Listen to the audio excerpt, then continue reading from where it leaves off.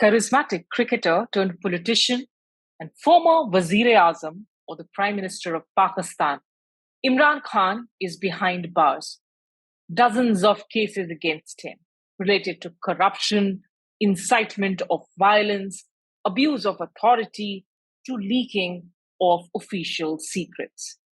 He has been barred from fighting elections for 5 years. Is this the end of the road for the man who rose up the ranks of power as the quintessential outsider challenging the dynasts, the Bhuttos and the Sharifs in Pakistan? The leader accused of being the puppet of the army and the establishment, but eventually became their top enemy. The man who garnered grassroots support, but his confrontational politics and his conspiracy theories triggered his downfall. Hi, everyone. You've tuned in to episode 12 of the Foreign Policy podcast, Beyond Nation and State. I'm your host and independent journalist, Smita Sharma. You can engage with me on Twitter at Smita_Sharma and on Facebook and Insta as Smita Sharma Journalist, which is also the handle of my YouTube station where the video segment of this conversation drops later. On this episode today, we talk about the political future of Imran Khan in Pakistan, which has been perpetually in turmoil since it came into existence. Raza Ahmad Rumi, he's a noted Pakistani policy analyst. He's a senior journalist and editor. He's also an author. Currently, he's the director at the Park Center for Independent Media. He teaches in the journalism department at Ithaca College. He's also a professor at Cornell Institute for Public Affairs. He's the author of several important books, including Delhi by Heart, Impressions of a Pakistani Traveler, The Fractious Path, Pakistan's Democratic Transition, and Identity and Faith and Conflict, as well as the collection of essays, Being Pakistani, Society, Culture, and the Arts. And he's joining me today from Ithaca in the United States. Thank you so much, Raza. It's wonderful to see you like always. As always, yes. You know, when you look at the events unfolding in Pakistan, it's just so difficult, even for people like us who have been following foreign policy for the past 2 decades, to really keep in touch and stay in touch with everything that is unfolding. But in this episode, we are, of course, talking about what's happening around Imran Khan, the new caretaker government that has come in, and the road to the next elections. So starting with Imran Khan, you know, he's removed from office, he's debarred from fighting elections, he's currently lodged in a jail. There are dozens of cases against him. We can't talk about all of them. But at the moment, does it look like Imran Khan is being persecuted for not towing specific lines? Is he going down as somebody who's being victimized? Or these cases look substantial and serious against him? Yeah, well, thanks, Smita, for having me. So Imran Khan's case is, at one level, it is no different from what the prime ministers in Pakistan have faced throughout the history. They usually end up in jail. Sometimes, like Zulfikar Ali Bhutto, they are hanged. Sometimes, like Benazir Bhutto, they are murdered on a street. So, that's an unfortunate history. And history keeps on repeating itself unless you change the fundamentals or try and learn from it.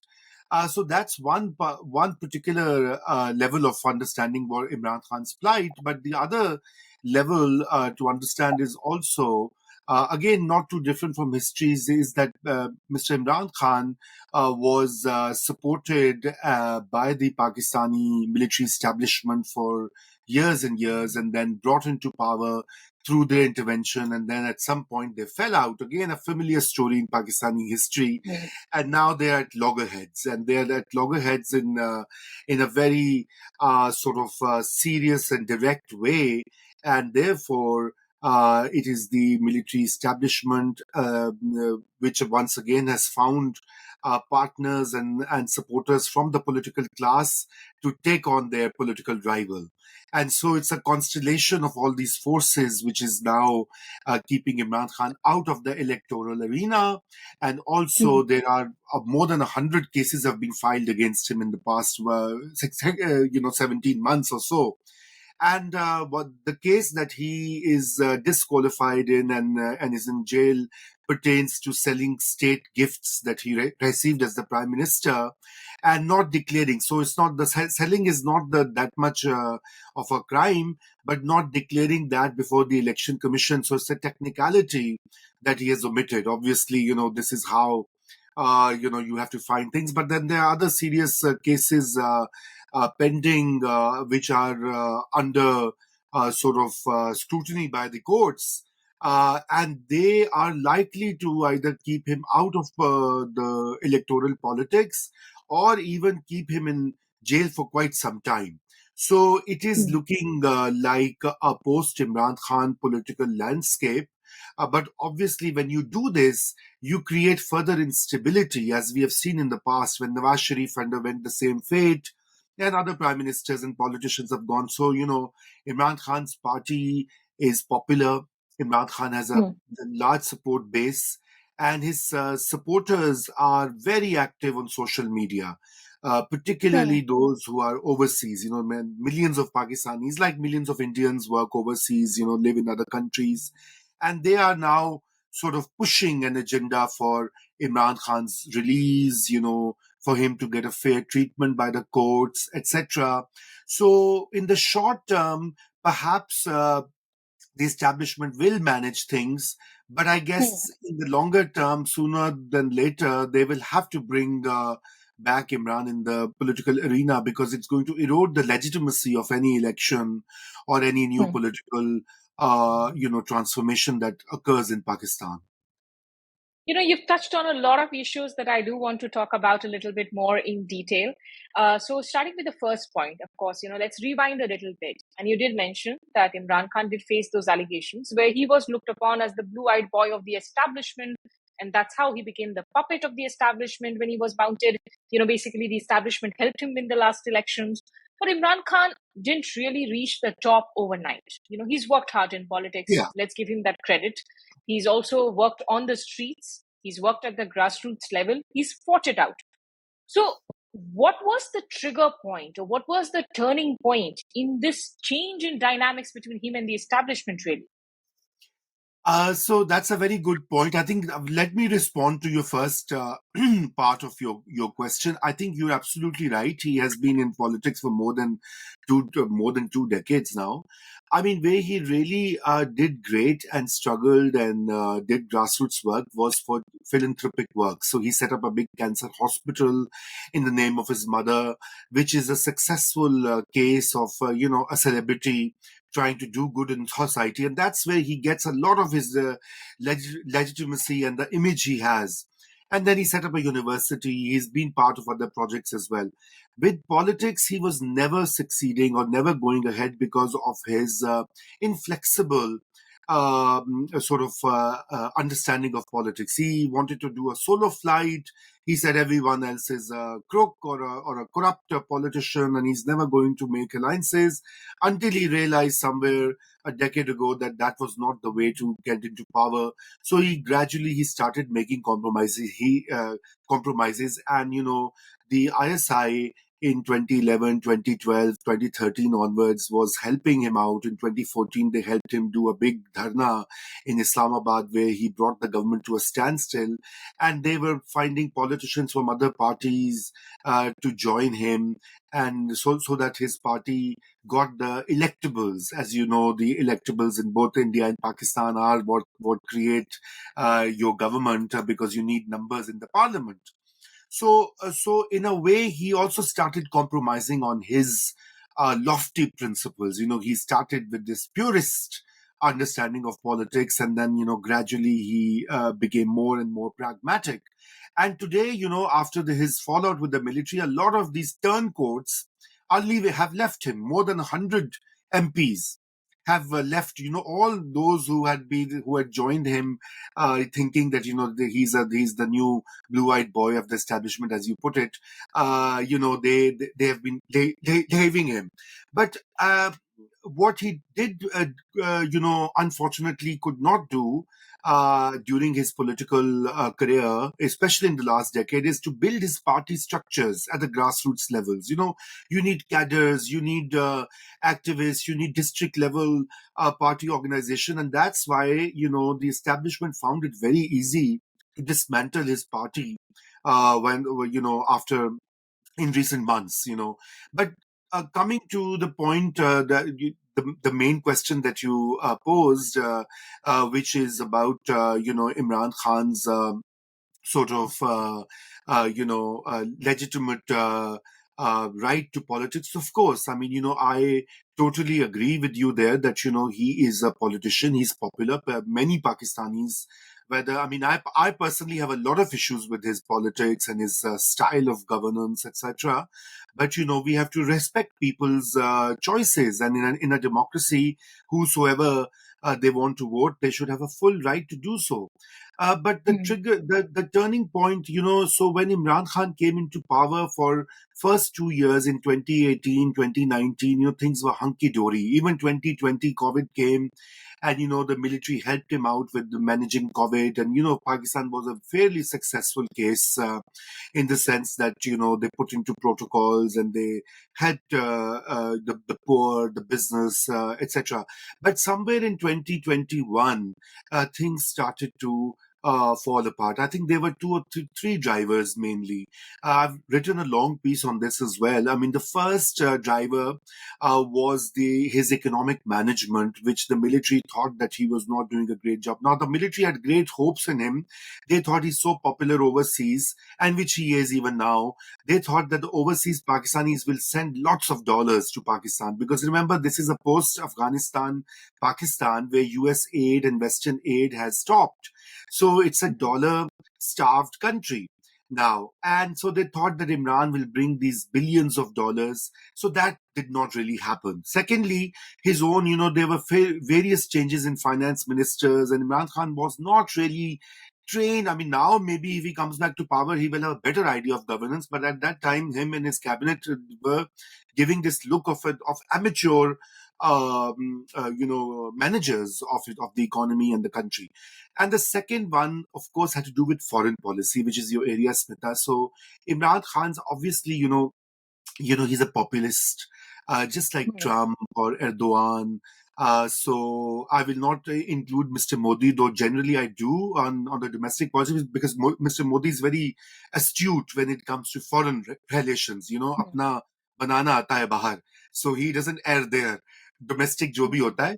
But, so with the Saudis, with the Chinese, with the Americans, things did not really, go well. And they started to air their grievances to Pakistan military, who is their real ally and the real fountain of power that these countries work with. Now, obviously, as a civilian Democrat, I disagree with that whole arrangement, but that's Pakistan's reality.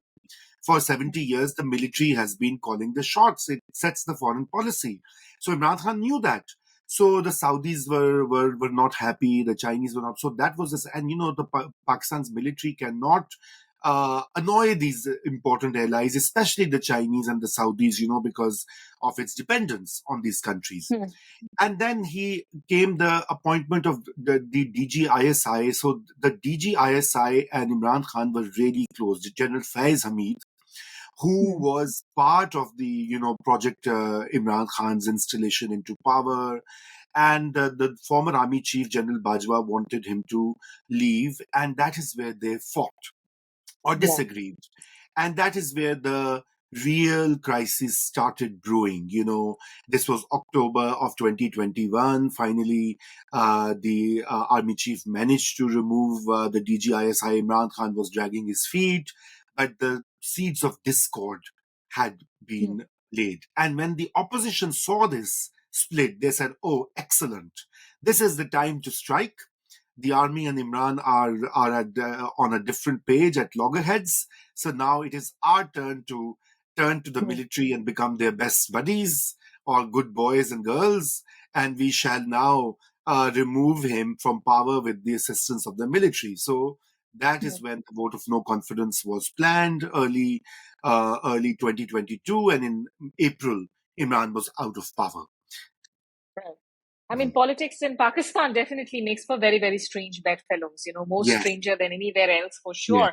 But, you also mentioned about, of course, the dozens of cases against him. And in particular, you spoke about the recent sort of indictment, which is in the Tosha Khana case, where again, Hmm. he's been sentenced for 3 years of jail term, which means for the next 5 years, he cannot fight elections. Yeah. The other case, which is doing the rounds now, is the cipher, and a report published in The Oh, Intercept, which talks about allegations of Imran Khan perhaps hobnobbing, or the Americans actually, sort of removing Imran Khan from power.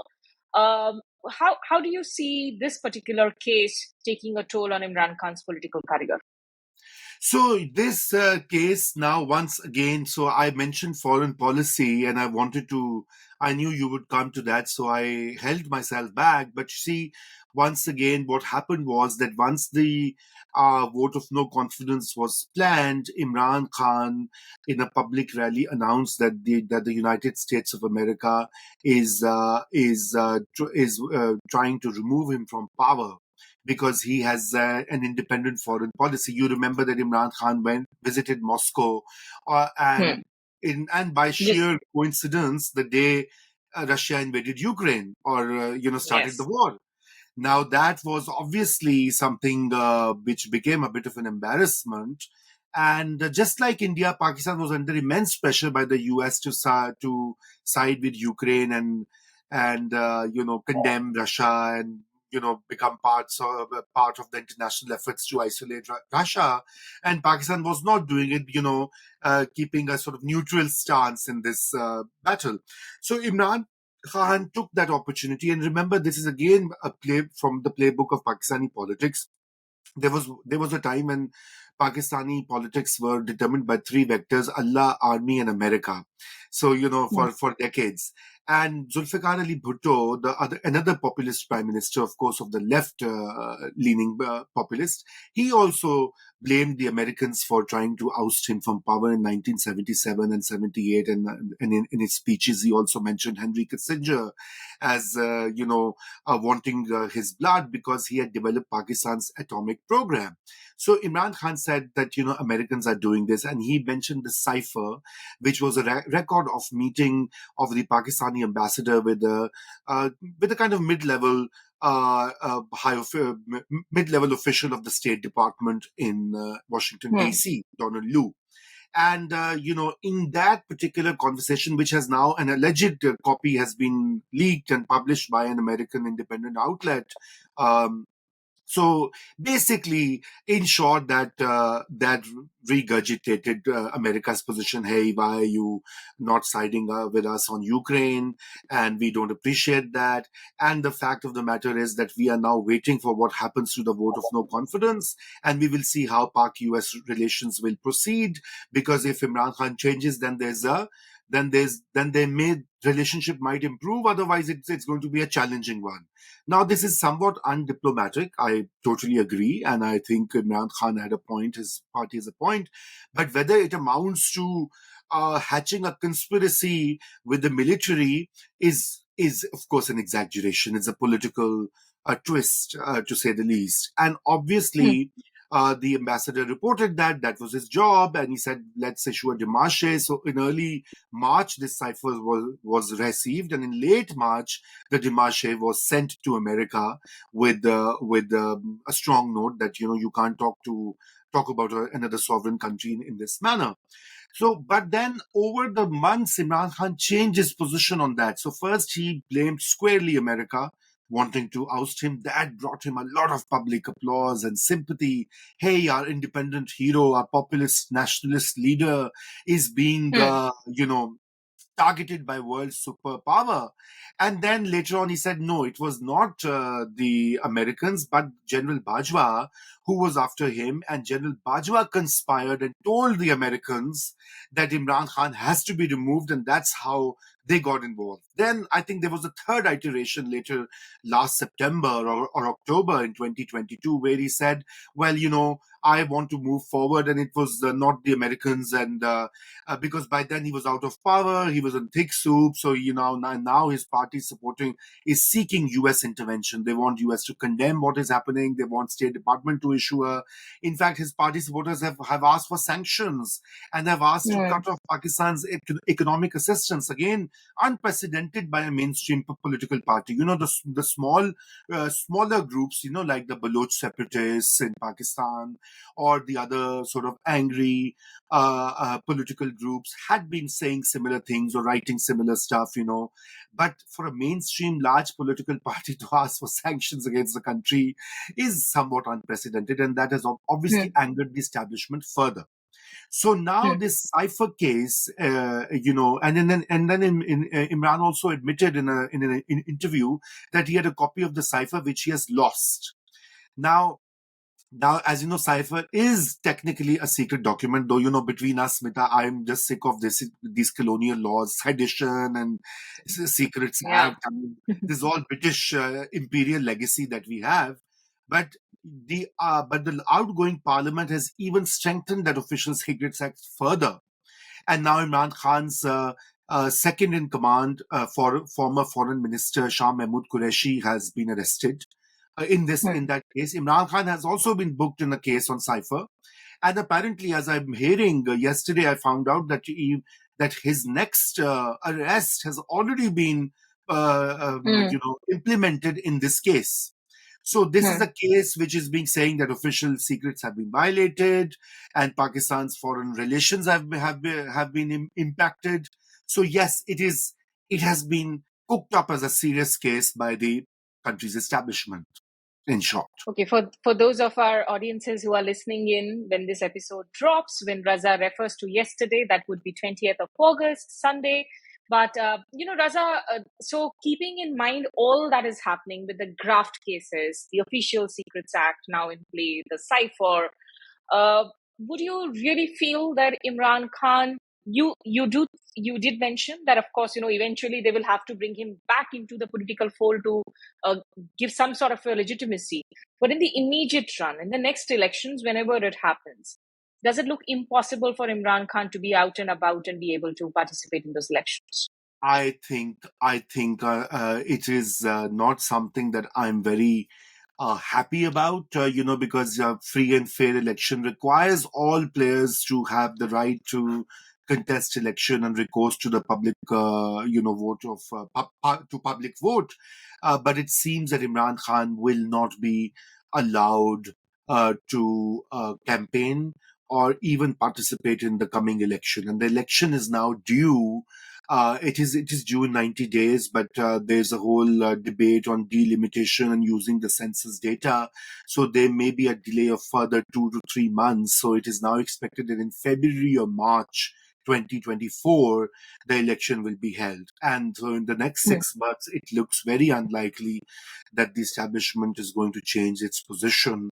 In fact, if anything, the current incumbent army chief, and who has been targeted personally by both Imran Khan and his supporters and his party, I guess it has also turned a little personalized, as it happens, so it's beyond a political institutional conflict. It's also a personal conflict, because now there's again history. The current army chief, General Asim Munir, was Imran Khan's initial DG of ISI, and he served under Imran Khan, and Imran Khan fired him. Now, in the military hierarchy, if a prime minister removes you, it is not seen as a good thing for your career.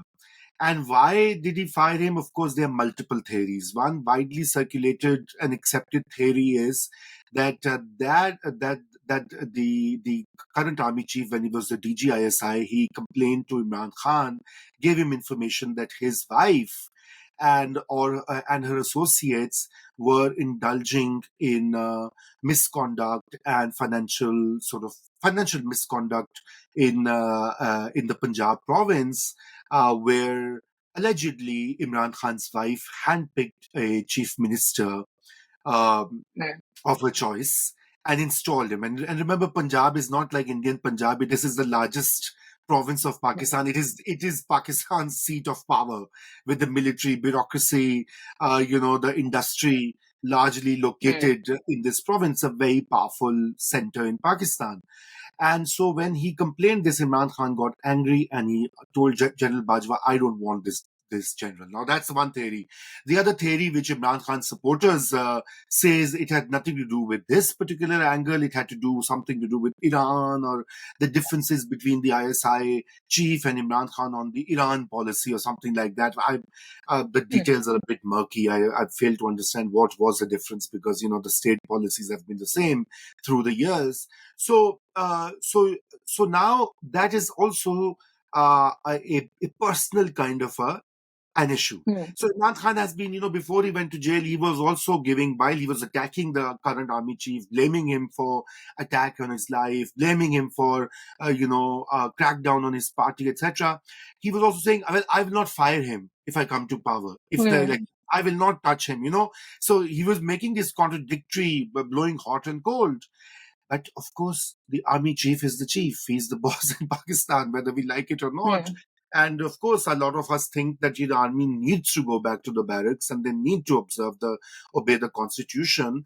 But another incident that you may have followed, Smita, and I'm just extending on this particular idea, is that on May 9th, Imran Khan's supporters, when Imran Khan was briefly arrested for a day, they protested. These scenes were watched with a lot of interest in India. I remember being interviewed and getting all these calls and messages. In fact, I was going to ask you about it, because, the images that we saw on 9th of May, the arson, violence, incitement that followed, those images actually, incidentally did not stream when he was arrested next after 3 months for the Toshakana case. So what had changed?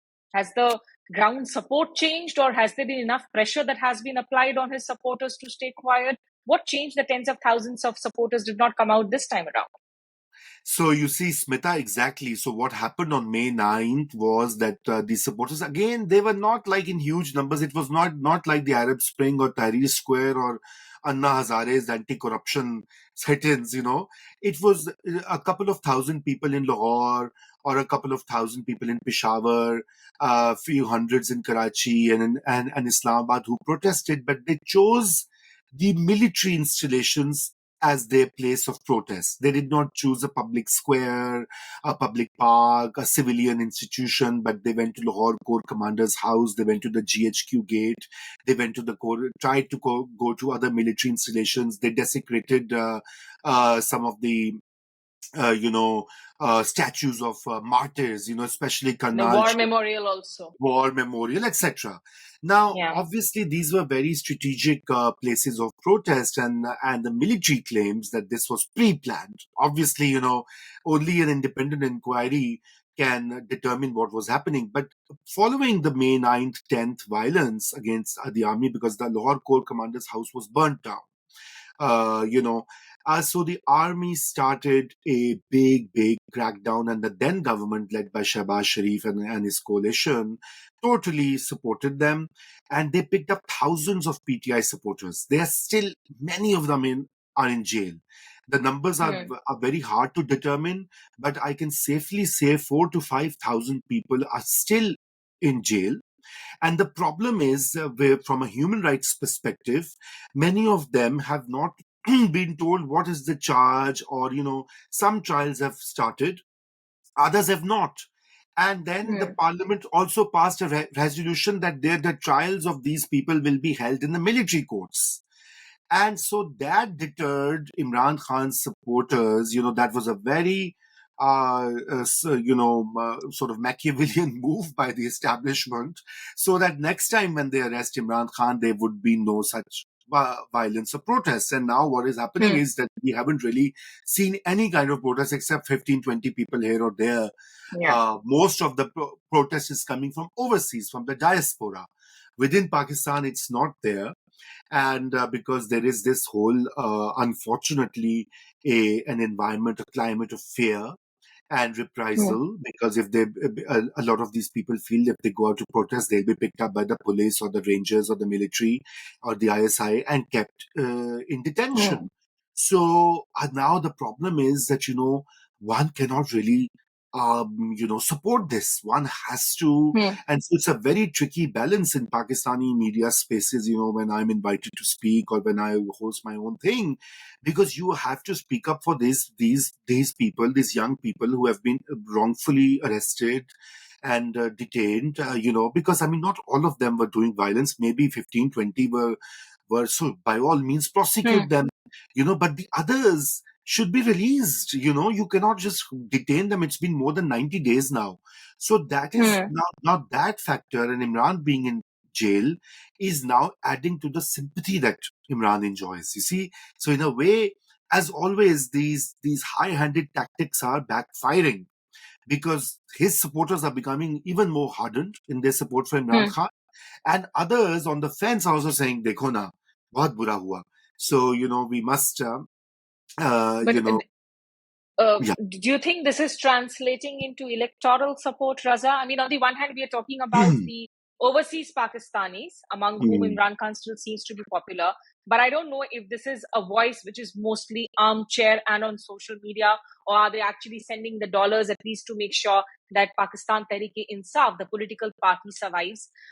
Be the leaders who have either quit politics, like Shirin Mazari, to some who have taken a backseat or who have switched over the outfit, will it be able to survive this phase of political turmoil, the party itself? So I think look, in electoral terms, definitely on the street there is support. There is no denying, and it's growing. But as you know rather well, Smita, because you also cover elections, is that the elections are is a much more complex game of who is the constituency, the candidate, the electability, the level playing field. So in urban areas, definitely the PTI is going to sweep the election, with or without Imran Khan in jail or out or whatever. In the rural constituencies, which are still, the majority of constituencies, about 60 to 65% rural, semi-rural, semi-urban, there the electable matters a lot. Who is the candidate? So obviously, a lot of people are not going to take the PTI ticket because they know Imran Khan is not coming back to power. The establishment is not going to let him. So these people who want to be in the parliament and get all the benefits, perks and privileges and development funds, they are not likely to contest from a PTI ticket. So that will not result in PTI forming a government, with or without Imran Khan, even though he's popular. So that is and that is also why Imran Khan's rival parties have been supporting the establishment. Because they know the establishment is taking care of our rival, so let them do it. They are the ones. So their argument is very, very simplistic and crude. Oh, the establishment made this guy. Let them undo him. Right. So now that's not a politically astute approach, because history tells us when you allow Pakistan's establishment to meddle into politics or come in the center stage, they've always been powerful, but they've taken a relative backseat in the previous, since 2008 when Musharraf was ousted. Now they are totally back in the arena. So now what happens, Smita, is the fact that they will not stop at PTI or Imran Khan. They will also create a situation which is totally conducive to their own domination. So why would they offer something on platter to Nawaz Sharif or Zardari or or Bilawal Bhutto? They will create a situation where their power, their domination on the political and economic system continues. Now, that's the mistake that these parties have made. So, they passed these draconian laws. The outgoing parliament, which just ended its term on the 9th or 10th of August. And, they have strengthened the powers of the military. They have allowed the military to have role in the economy, in economic management, in agriculture. The system of domination has actually been supported by the other political parties, and that is something, again, a very big setback to democracy. in Pakistan. We have now come a full circle where we were in 2008, 2007, and all the work, all the progress, even so it was modest, it wasn't like Pakistan had turned into a French or a British democracy, but Pakistan had changed its constitution, devolved powers to the states or provinces as we call them, and many Yeah. other developments had happened, and now that seems to be reversing very slowly, unfortunately. So that's the real worry for a lot of us. Absolutely. In 2013, I remember being in Pakistan to cover those elections. What fun we had as journalists being on the ground, traveling on buses, trams, and covering the story, where for a change, it was actually all domestic issues. And Imran Khan had suddenly become this force to reckon with. Yes. Uh, I won't talk about what's happening within the PPP, which is, of course, led by Bilawal Bhutto, or the PMLN led by Nawaz and Shahbaz Sharif. I leave it for another day. But just in the final set of questions, Raza, coming to the caretaker government that's now been put in place, led by the acting Prime Minister Anwarul Haq Kakar. Many of us hadn't heard about it. He's a senator from Balochistan, I believe a student of the National Defense University. Your thoughts on his sort of, giving him this responsibility of leading the country into the next elections? So, I mean, this relates. I'm glad you raised this question. So, the choice of Mr. Kakar as the caretaker prime minister, Smita, is and you introduced him rightly as a student of the National Defense University. So he's a senator. He's a young guy, young. I mean, not too young, but he has been around for more than a decade, and in Senate and here and there in the public arena. And he is considered to be very close to the Pakistan's military establishment. So his appointment comes as a direct indicator that establishment is actually the caretaker government. This is the front, the civilian front. Of course, his cabinet comprises some good professionals and technocrats for the economy and other areas, which is welcome. Some retired bureaucrats who know the trade of governance. But it's a clear indication that the establishment is calling the shots. It is going to decide when the election are held, who will participate in the election, and because on manipulating the election on polling day has become very difficult in the age of social media. So all of that has to be done in advance. People like Imran being in jail or others being kept out of the arena. So all of that will be executed before the election day to get a sort of a positive result, as General Zia used to call that. We will get positive results, which means that the results that the army wants. So so Mr. Kakar's appointment is like that. I have met him a couple of times on TV shows, etc. I don't know him otherwise, but I think he will basically implement the policies set by the military. Just the final question then, because we've seen the cabinet also shaping up. A lot of interesting names: Murtaza Salangi, senior journalist editor, coming in as the information broadcasting minister; Jalil Abbas Jilani, a former diplomat, ambassador to US, of course, who was also being contended as the front runner for the caretaker PM. He is coming in as the foreign minister. Is this really a caretaker cabinet, or is this an empowered cabinet with a high probability that it may just well continue as a technocrat government in place for the next many months, beyond, of course, the deadline of elections? So you see, the thing is, Smita, yes, that is something that's a concern we all have. We don't know how long would this government last, though it is being said that its term is going to be just between 3 to 6 months. But obviously, I think it really depends on what the military decides in the coming months, because there's a default position from Pakistan's since Pakistan's inception that elections are not a good thing. So from 1947, it took us so many years to hold our first election in 1970 based on adult franchise, and unfortunately, the results were so polarized that we ended up losing half the country after that election. election. So that's a default position. But the issue is that it's not as easy and simple as it was in the past, because you see there's a very active and strong Supreme Court of Pakistan, which is now getting a new Chief Justice on September the 18th or something like that. And it is likely that he will not allow any undue delay. I mean, him and his brother judges, and I mean, there are two women as well on Supreme Court now. So he's most likely going to set up a full court bench, and they will not allow undue delay. I'm saying, a couple of months for delimitation and all. I mean, that is sort of okay. But if they want to extend the tenure of this caretaker government for a year or 2 years, that ain't happening. I don't think it's going to happen. I think the military will get a lot of pressure and flag from all political forces, so they will go for an election. Okay. So there are too many events that are happening within Pakistan. When it comes to India, Pakistan, or the subcontinent, rather, there is really never a dull moment. And we will keep talking with more analysts in the next few episodes to make sense of whether it's the issue of the minorities or the other principled, in fact, political parties within Pakistan, their history and their future too.